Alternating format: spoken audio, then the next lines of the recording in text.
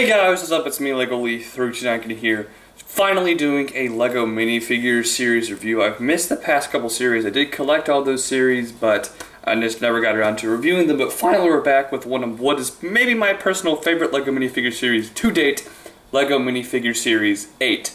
I did get a box for this one. I didn't buy a box, but at Target, not Target, at Toys R Us they had an empty box. I was like, hey, can I have this? And I'm like, sure.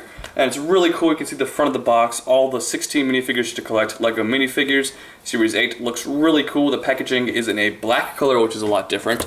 And you can see on the side here, we got just little small pictures of the minifigures.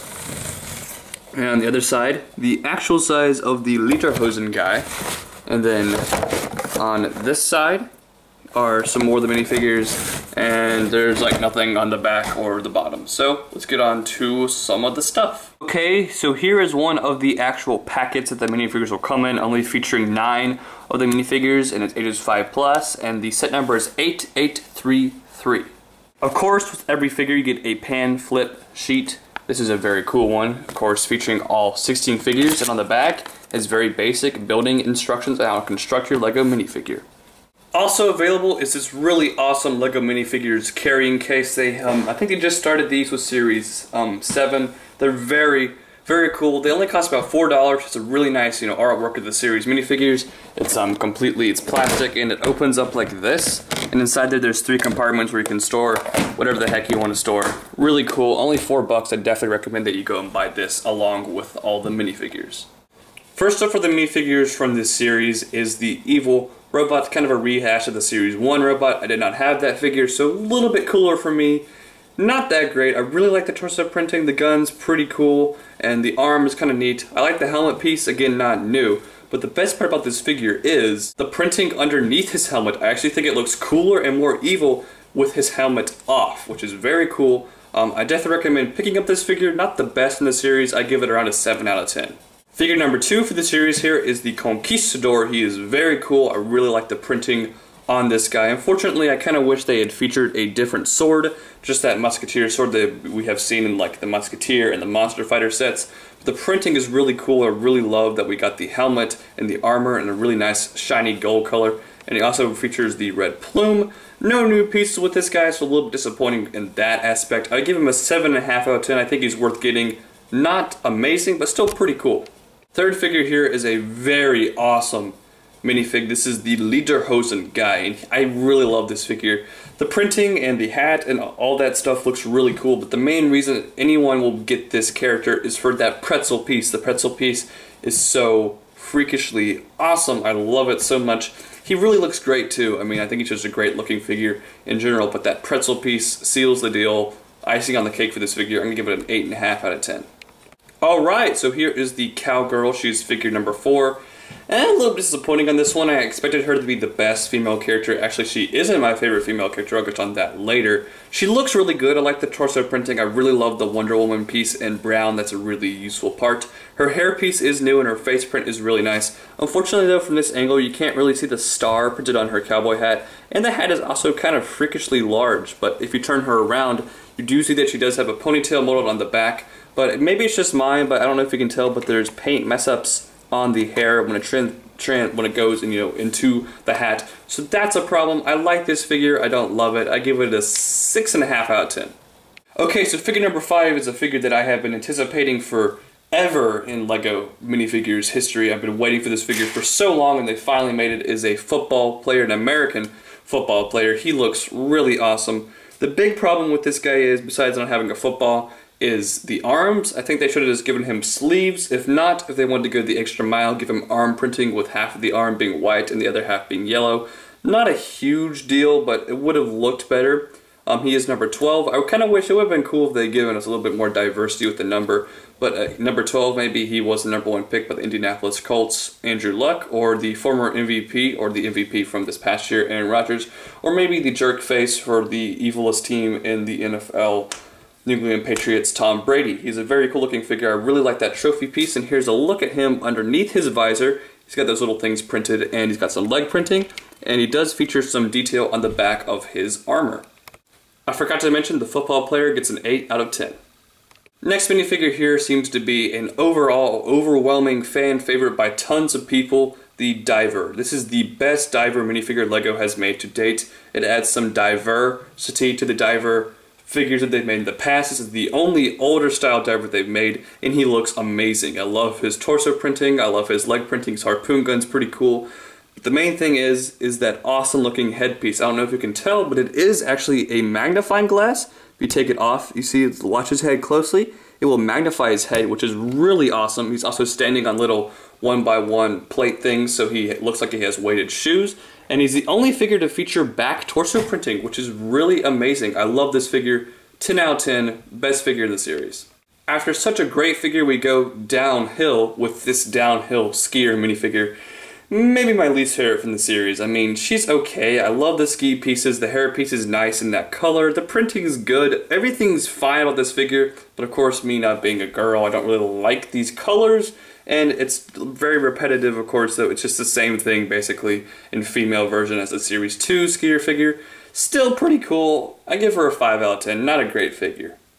Next up here is the British businessman. He looks really cool. Really useful torso printing. Really love the boiler hat and brown briefcase we've all seen before, but a really cool newspaper print there with the financial news, of course, like a pun on the Financial Times.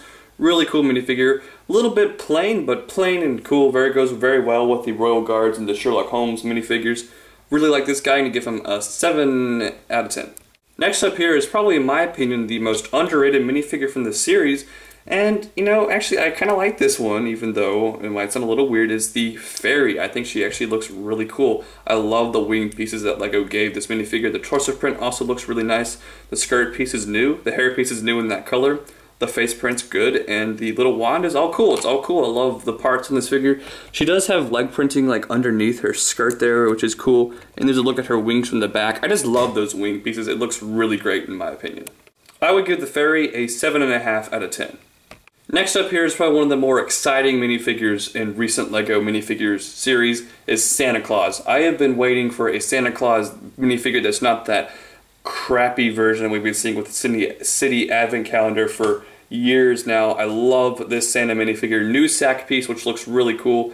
The torso print looks really nice. Love the beard. Love the new hat piece. I mean, that new hat piece is probably the main thing that's really awesome about this figure. Let's see if I can turn his head around here. You can see his face. It's kind of a little bit weird looking, but still really awesome. Santa Claus here gets a 9 out of 10 from me. Talk about too soon for a remake. Here is the Vampire Bat. Basically the exact same figure that we saw in the Monster Fighters Vampire Castle set. I did not get that set because I didn't really feel like shelling out $100 for a set that might not be that great. So a little bit cooler for me. I think this one looks a little bit better than the one that comes in the Monster Fighter set, but still, I mean, it's just repetitive. Like, those sets only came out about 3-4 months ago, and we're already getting a remake of it. He looks pretty cool. I really love the arm pieces and the head pieces. Oh, cool. Just the fact that it's, you know, nothing really different at all, and it's so soon, really brings this figure down for me. I give it a 6.5 out of 10. I like it. I don't love it. It looks pretty cool, though. Now, when it comes to one single piece making or breaking a figure in the series, it has to be this character. That hairpiece made the figure for me. Besides the hairpiece, he's not bad or anything. He's just not really that exciting. But the headphone hairpiece looks freakishly amazing. I also really like the record printing. As you can see, he's got a record and a record case there. The torso printing and the leg printing is all pretty cool, but I mean, it's nothing too special. But that hairpiece just makes this minifigure for me here, the DJ, really great. I give him an 8 out of 10. Apparently LEGO is jumping on the college football bandwagon that is the University of Alabama, because we have the red cheerleader, who is basically an Alabama cheerleader, featuring an A in the middle of her torso, red colors. Anyone else? Roll Tide? Okay. Now this figure looks pretty cool. Unfortunately, it is a complete rehash of the Series 1 cheerleader, just in different colors with a different symbol in the middle of her chest. I never got that figure. So, you know, not too bad, but I can see why some people wouldn't like it that much. I do wish she had a different hairpiece. The hairpiece is the exact same. I don't remember it ever being made in black before, so I guess that's nice. And the pom-poms are nice, but just so much deja vu effect with this figure. Not that great. 6 out of 10 for her. She's pretty cool, but not amazing. Next up here is one of my personal favorites from this series, is the Shakespearean actor. He's supposed to be Hamlet, if you know anything about Shakespeare plays. He's not Shakespeare, because Shakespeare wasn't an actor. He was a writer and like director of the plays. This guy is an actor. He looks great. I love the printing. Actually, the printing is probably one of the best printings in this series. It's just very smooth, and I really love the piece around his neck. That is really cool, and the skull he's holding there is pretty neat as well. And he's actually the only figure in the series to feature a double-sided face, much deserved so, because he has a different expression for an actor. That's really cool. I really love this minifigure. 9 for him. Really awesome figure. Arr, mateys, here we have the Pirate Captain minifigure. I'm not going to talk like that the entire time. Oh my goodness, talk about we have had this figure thousands of times before.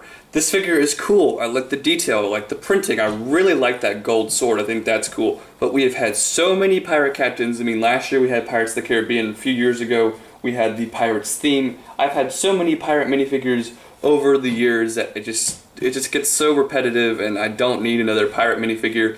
I'm glad that they made a really good one. This is actually a really good pirate, but I have so many pirates that I just can't really get into this figure. He looks good. One of the better pirate minifigures we've had outside of the Pirates of the Caribbean line. 6.5 for him. He's pretty cool, just nothing special with this figure. Last, and actually debatably, funnily least, is the Alien Villainous figure. Oh my goodness. Did they just have a bunch of Alien Conquest pieces that they needed to use or something? Because this is just an Alien Conquest minifigure with different colors. If you like Alien Conquest, this is the figure for you. I liked Alien Conquest, but I wasn't like dying to get another Alien Conquest minifigure. It looks good, the torso printing's fine, I like the face and everything, and I do like the cape. The cape is cool, this is a new piece I believe, so that's nice. I always like it when they include new pieces with the figures, but like the Pirate Captain, just so repetitive. We've had this minifigure before. Not great. 6 out of 10 for this minifigure. Pretty cool, but nothing too special. Alright, so final verdict on the LEGO Minifigure Series 8. In my opinion, this is the best series yet. An overall rating I would give this series would be around an 8 out of 10. I mean, there's lots of really good minifigures. There's none that are really, like, terrible, though, in my opinion. This is just a really solid LEGO Minifigure series overall. I definitely highly recommend you go and pick up some of these, especially that diagram minifigure. It just looks so cool. A really great series. Maybe my favorite series LEGO has come up with yet. Probably is. Definitely highly recommend it. 8 out of 10 for the entire series. Please rate, comment, subscribe, and I'll see you guys next time. Bye.